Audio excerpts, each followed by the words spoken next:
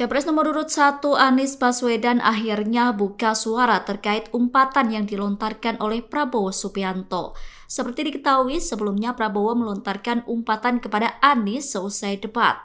Umpatan itu dilontarkan seusai disenggol Anies soal kepemilikan lahan. Menanggapi umpatan Prabowo, Anies menegaskan tidak akan membuat laporan apapun. Menurut Anies, pernyataan yang dilontarkan oleh Prabowo merupakan bentuk dari demokrasi. Hal itu disampaikan Anies di Samarinda, Kalimantan Timur, Kamis 11 Januari. Anies menyampaikan bahwa dirinya sering mengatakan pemerintah tidak boleh anti kritik. Hal itu karena akan mengganggu iklim demokrasi. Menurutnya, saat ini adalah momen para capres untuk menerima kritik dan sanggahan.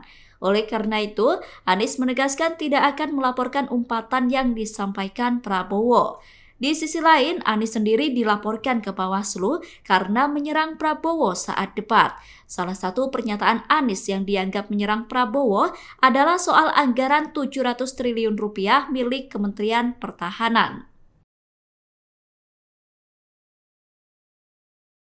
Download Tribun X sekarang, menghadirkan lokal menjadi Indonesia.